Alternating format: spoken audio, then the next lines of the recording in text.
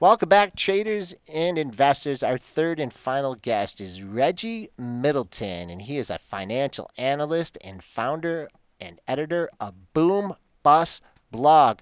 Reggie, how you doing this morning? I am doing well, my friend. Okay, welcome to the show. We're glad you can make it on today. So you've been keeping a pretty close eye on Bitcoin here, and there's been a lot of bullish sentiment, a lot of bearish sentiment. How long have you been tracking it, and what is your short term and long term outlook for Bitcoin? I actually haven't been tracking it that long. I started December 23rd.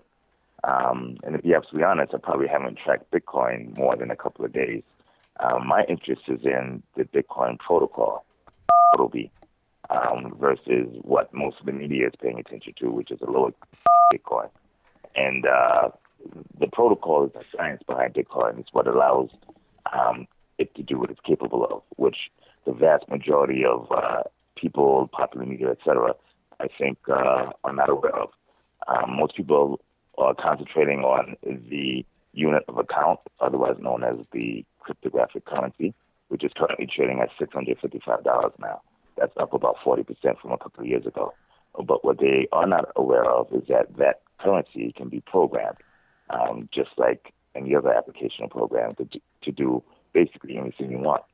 So what I've decided to do was to create a company that specializes in programming the currency to make what we call smart contracts. Basically, money that can bend to the will of the people who spend it or receive it. And that, as I see it, changes the way the world does business.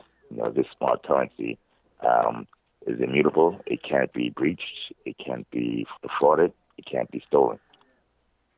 Okay, so those are definitely some positives for it, but really, I mean, some of the negatives that people really focus on are, there's really no backup, and sometimes the transactions are slow; they take a while to come through, and if you want to cancel it, there's really no recourse. I think not having the backing of a country or something like gold or whatever, don't you think that's going to impede its development? No, absolutely not. Let's take each and every uh, um, negative and let's analyze it. Let's start with the first one. What was the first issue?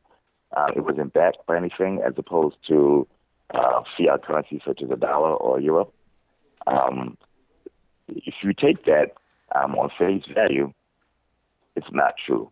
Um, Bitcoin is backed by math.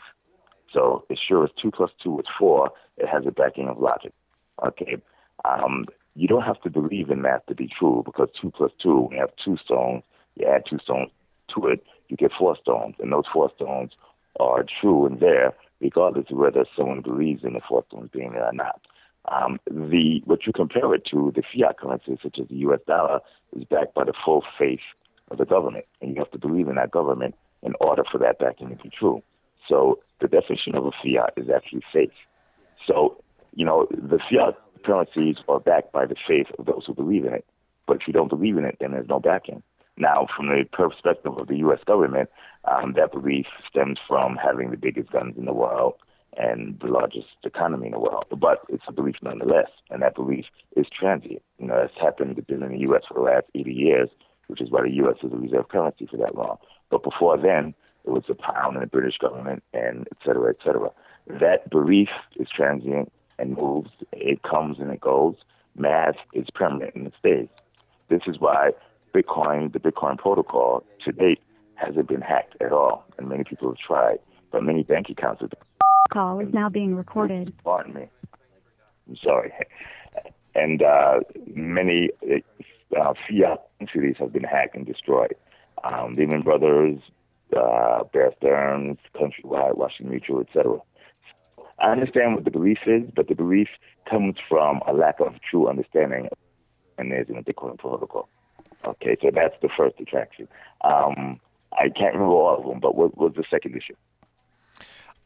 Just like the slowness of the transactions. Okay, comparing the speed of the transaction.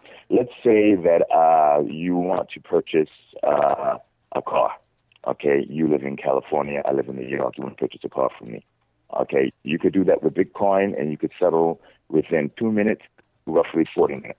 Okay, if you're going to do that using a traditional banking system, that will take anywhere from hours to days, or weeks, or maybe a month. So Bitcoin runs circles around the traditional way of doing business. And what if I Right, the change my fastest way to mind? do it, What if I get the car and it's a terrible car and I want to get my Bitcoins back? Is there an easy reversal process? of course there is. Remember, the Bitcoins are programmable. You can program a contract that I want a purple Chevrolet Toyota Corolla, 2004 model with exactly 16,001 and a quarter miles on it, 4 purple tires. You can program the Bitcoin to say these coins will spend according to that particular those particular list of characteristics. Both of us agree to it.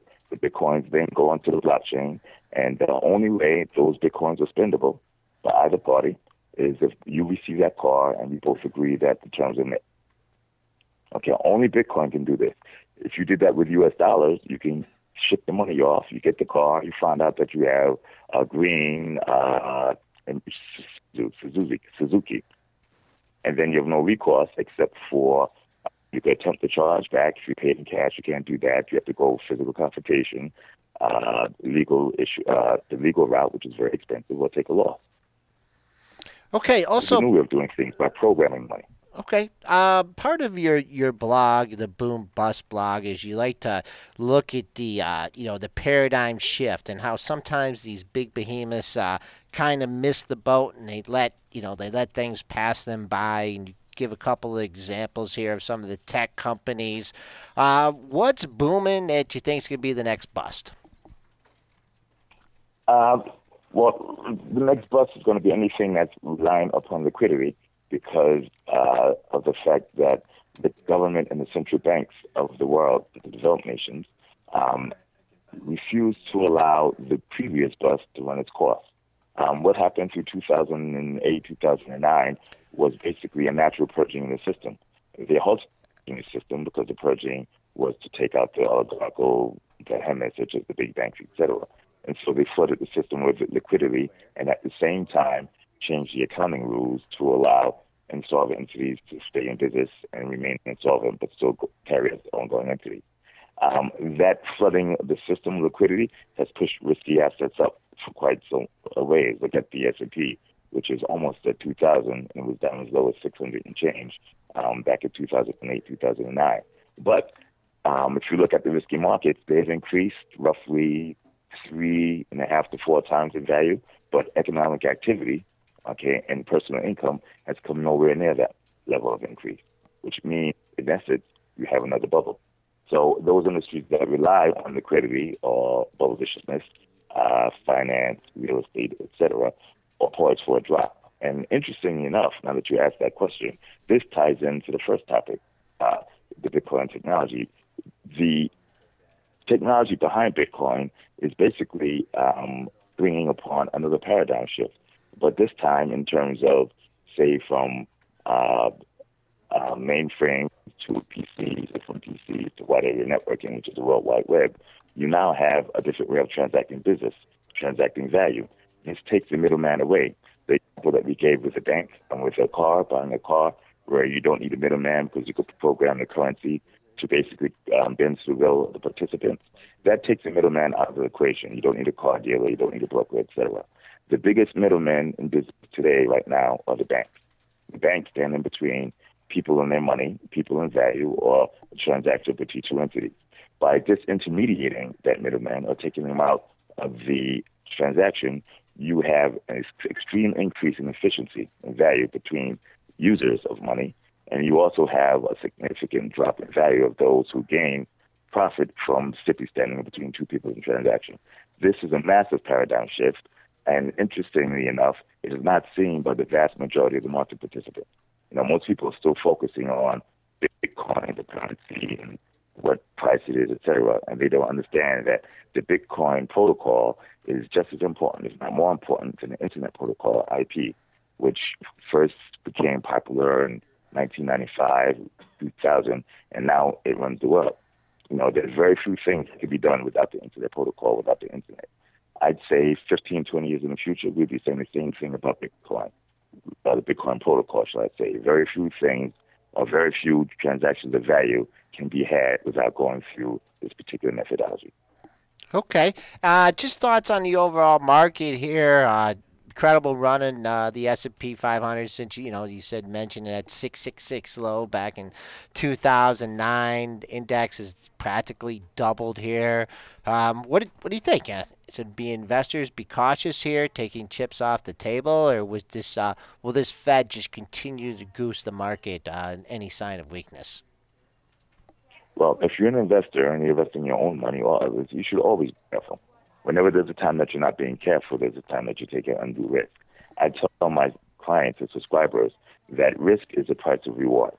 So risk is not necessarily a bad thing, but the more risk you take, the more reward you need to demand to compensate for the risk.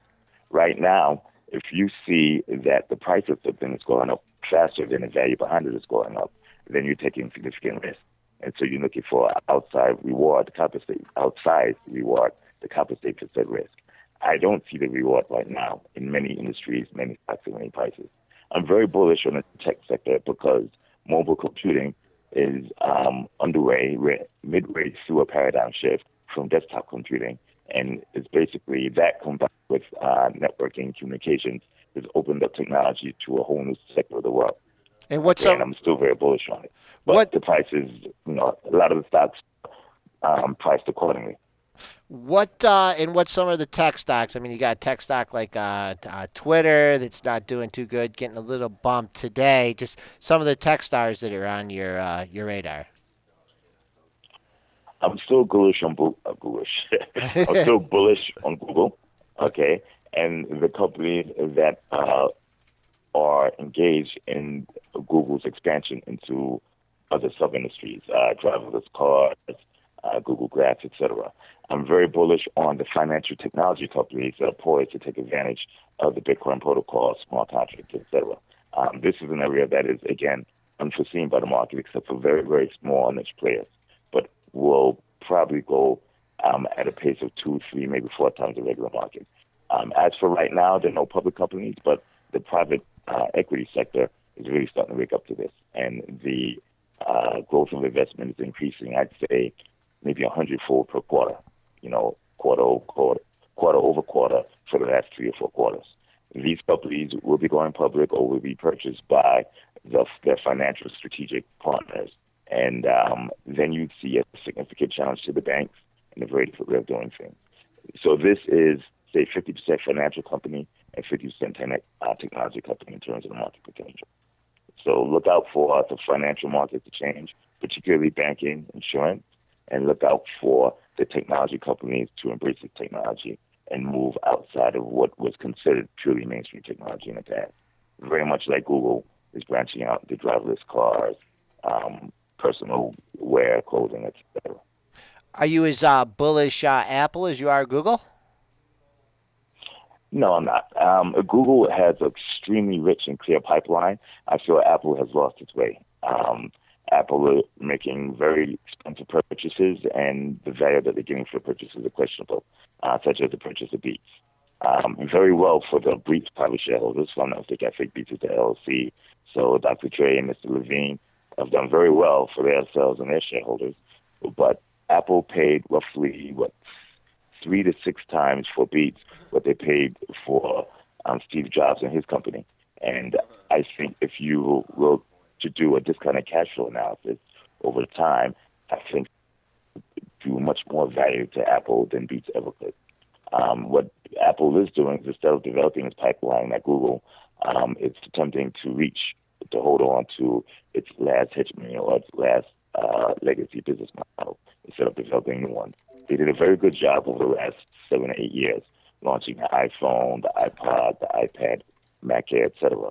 But looking forward, it looks very bleak. Where compared to Google, you have Google Glass, you have driverless cars, you have Android. Google's future looks very promising, very rich. And Apple is, again, I'm at a loss to what they're doing. And if you look at their growth rate, it is basically bolstering my trepidation. Okay, all right, Reggie. Just final advice, kind of summing up your outlook, on the market. Reggie Middleton, financial analyst here and editor of the Boom Bust blog. Final thoughts for our audience today. Well, final thoughts is to be careful when things look extremely rosy and you can't see the mathematical reasoning behind the growth in certain prices. When it's too good to be true, chances are it is. Okay, words of caution here on Benzinga's pre-market prep. Reggie, thanks for coming on, and we hope to speak to you again soon. You're very welcome. Look coming back.